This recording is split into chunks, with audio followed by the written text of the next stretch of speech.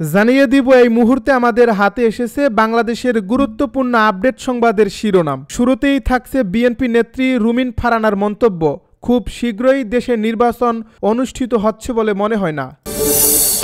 এদিকে তারেক রহমানের দেশে ফেরা নিয়ে যা বললেন আইন উপদেষ্টা। আরও থাকছে মানবতা বিরোধী অপরাধ হলে বিডিআর হত্যাকাণ্ডের বিচার ট্রাইব্যুনালে হবে বলে মন্তব্য চিফ প্রসিকিউটর। এদিকে বেগম খালেদা জিয়ার স্বাস্থ্যগত তথ্য ডাক্তার জাহিদ ছাড়া অন্য কোনো সূত্রে প্রকাশ না করার অনুরোধ। সব শেষে জানিয়ে দিব মার্কিন হুমকি মোকাবিলায় আন্তর্জাতিক জোটের দ্বারস্থ ভেনেজুয়েলা। এতক্ষণ শুনছিলেন হাতে থাকা আপডেট সংবাদের শিরোনাম, এবারে বিস্তারিত। তবে তার আগে অনুরোধ রইল ভিডিওটিতে একটি লাইক এবং কমেন্ট করে জানিয়ে দিন ভিডিও সম্পর্কে আপনার মূল্যবান মতামত। আরও জানিয়ে দিন ভিডিওটি কোথা থেকে দেখছেন বা কোন জেলা থেকে দেখছেন। খুব শীঘ্রই দেশে কোনো নির্বাচন অনুষ্ঠিত হচ্ছে বলে মনে হয় না বলে মন্তব্য বিএনপি নেত্রী রুমিন ফারহানার। বিএনপির ভারপ্রাপ্ত চেয়ারম্যান তারেক রহমানকে যারা নির্বাচিত সরকার ও স্থিতিশীল রাজনৈতিক পরিবেশ চান না তাদের জন্য বড় বাধা হিসেবে আখ্যা দিয়েছেন দলটির সহ আন্তর্জাতিক বিষয়ক সম্পাদক রুমিন ফারহানা। একটি বেসরকারি টেলিভিশনের টকশোতে তিনি বলেন, যারা বাংলাদেশকে গণতান্ত্রিক পথে এগোতে দিতে চান না বা দেশটিকে ব্যর্থ রাষ্ট্রে পরিণত করার স্বপ্ন দেখেন তাদের কাছে তারেক রহমানই এখন সবচেয়ে বড় চ্যালেঞ্জ।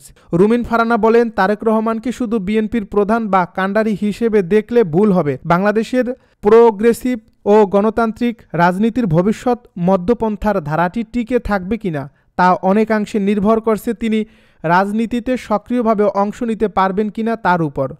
তাই তার দেশে ফেরা এখন আর শুধুই ব্যক্তিগত সিদ্ধান্ত নয়, এটি দেশের রাজনৈতিক গতিপথ এবং জনগণের ভাগ্যের সঙ্গেও গভীরভাবে যুক্ত। তিনি আরও বলেন, যে কোনো নাগরিকের নিরাপত্তা নিশ্চিত করা সরকারের মৌলিক দায়িত্ব। তারেক রহমান যদি মনে করেন তিনি নিরাপত্তাহীনতায় ভুগছেন, এর দায় সরকারকে নিতে হবে।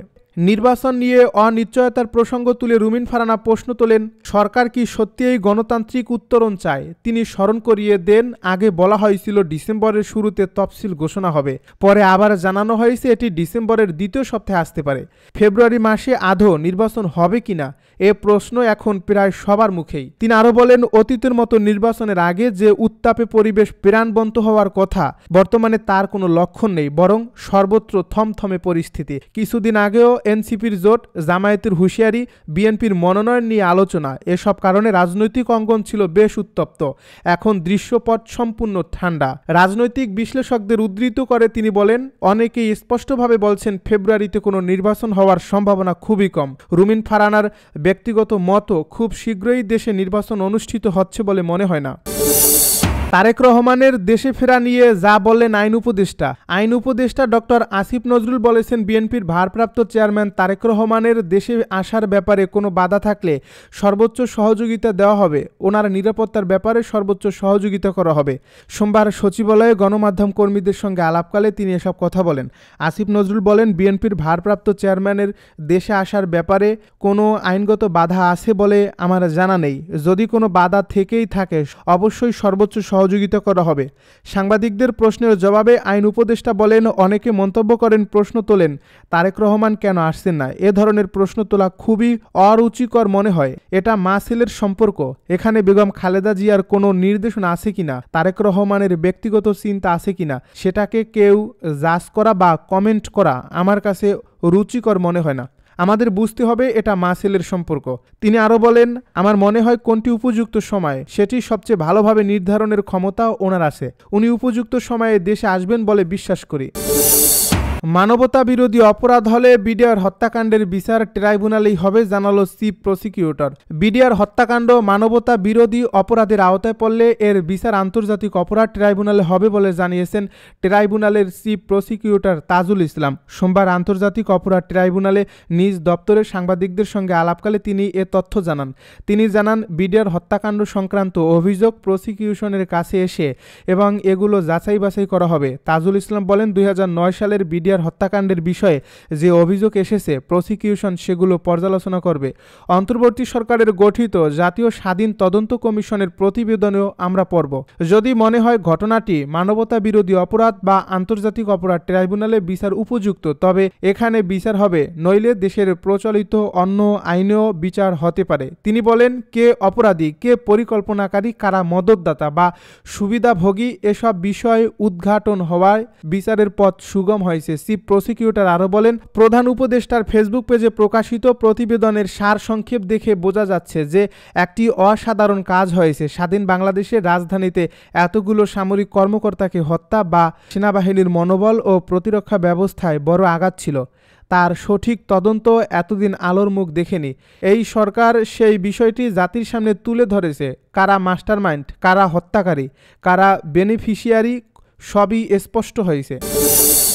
বেগম খালেদা জিয়ার স্বাস্থ্যগত তথ্য ডাক্তার জাহিদ ছাড়া অন্য সূত্রে প্রকাশ না করার অনুরোধ। বিএনপি চেয়ারপারসন ও সাবেক প্রধানমন্ত্রী বেগম খালেদা জিয়ার স্বাস্থ্য সংক্রান্ত কোনো তথ্য তার ব্যক্তিগত চিকিৎসক ও দলের স্থায়ী কমিটির সদস্য ডাক্তার এজেডএম জাহিদ হোসেনের বক্তব্য ছাড়া অন্য কোনো সূত্রে প্রকাশ না করার অনুরোধ জানানো হয়েছে। সোমবার বিএনপির মিডিয়া সেলের সদস্য সাইরুল কবির খান গণমাধ্যমের প্রতি এই অনুরোধ জানান। তিনি বলেন, গণমাধ্যমের কাছে অনুরোধ করা হলো সাবেক প্রধানমন্ত্রীর বিএনপি চেয়ারপারসন বেগম খালেদা জিয়ার চিকিৎসা সংক্রান্ত যে কোনো তথ্য তার ব্যক্তিগত চিকিৎসক ও বিএনপির স্থায়ী কমিটির সদস্য অধ্যাপক ডাক্তার এজেডএম জাহিদ হোসেনের বক্তব্য ছাড়া কেউ অন্য কোনো সূত্র বা কারোর বক্তব্য ব্যবহার করবেন না।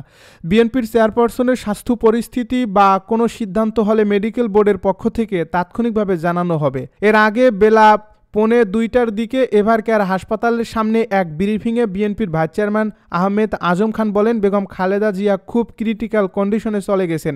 রোববার রাত থেকে তিনি এ অবস্থায় আছেন। এরপর থেকেই বেগম খালেদা জিয়ার স্বাস্থ্য পরিস্থিতি নিয়ে গণমাধ্যমে বিভিন্ন বিভ্রান্তিকর তথ্য ছড়িয়ে পড়ে। এর পরিপ্রেক্ষিতে বিএনপির মিডিয়া সেলের পক্ষ থেকে জানানো হয়, বিএনপির চেয়ারপারসনের স্বাস্থ্য সংক্রান্ত সঠিক তথ্য জানাবেন মেডিকেল বোর্ড বা তার ব্যক্তিগত চিকিৎসক অধ্যাপক ডাক্তার এজেডএম জাহিদ হোসেন। মার্কিন হুমকি মোকাবেলায় আন্তর্জাতিক জোটের দ্বারস্থ ভেনেজুয়েলার প্রেসিডেন্ট নিকোলাস মাদুরো মার্কিন প্রেসিডেন্ট ডোনাল্ড ট্রাম্পের বর্ধমান ও বেআইনি হুমকি মোকাবেলায় তেল রপ্তানিকারক দেশগুলোর সংস্থা ওপেকের সহায়তা চেয়েছেন। সোমবার আল জাজিরার এক প্রতিবেদনে এই তথ্য জানানো হয়েছে। রোববার ওপেক সদস্য দেশগুলোর উদ্দেশ্যে পাঠানো এক চিঠিতে মাদুরো অভিযোগ করেন, যুক্তরাষ্ট্র ভেনেজুয়েলার বিশাল তেল সম্পদ দখল করতে চায়। তিনি বলেন, এই আগ্রাসন বিশ্ব জ্বালানি বাজারের স্থিতিশীলতার জন্য গুরুতর হুমকি। টেলে সুরে প্রকাশিত চিঠিতে মাদুরো ওপেক ও ওপেক প্লাস দেশগুলোর প্রতি ভূখণ্ড, জনগণ ও রাষ্ট্রীয় প্রতিষ্ঠানের উপর প্রাণঘাতী সামরিক শক্তি ব্যবহারের বিষয়ে আনুষ্ঠানিকভাবে অভিযোগ করেন মাদুরো। বিশ্বের সর্বোচ্চ তেল মজুদ থাকা সত্ত্বেও 2023 সালে ভেনেজুয়েলার তেল রপ্তানি ছিল মাত্র $4.05 বিলিয়ন। যুক্তরাষ্ট্রের নিষেধাজ্ঞার কারণে যা অন্যান্য বড় তেল উৎপাদনকারী দেশের তুলনায় অনেক কম। চিঠির একদিন আগে ট্রাম্প তার ট্রুথ সোশ্যাল প্ল্যাটফর্মে দাবি করেন যে ভেনেজুয়েলার আকাশসীমা সম্পূর্ণভাবে বন্ধ বলে বিবেচনা করুন, যদিও তিনি সে বিষয়ে বিস্তারিত ব্যাখ্যা দেননি। ভেনেজুয়েলা এ মন্তব্যকে ঔপনিবেশিক হুমকি বলে আখ্যায়িত করে। মাদুরো সরকার দীর্ঘদিন ধরে দাবি করছে ক্যারিবীয় অঞ্চলে যুক্তরাষ্ট্রের সামরিক উপস্থিতি বাড়ানোর উদ্দেশ্য হল দেশের তেল ও গ্যাস সম্পদের নিয়ন্ত্রণে নেওয়া। যদিও ওয়াশিংটন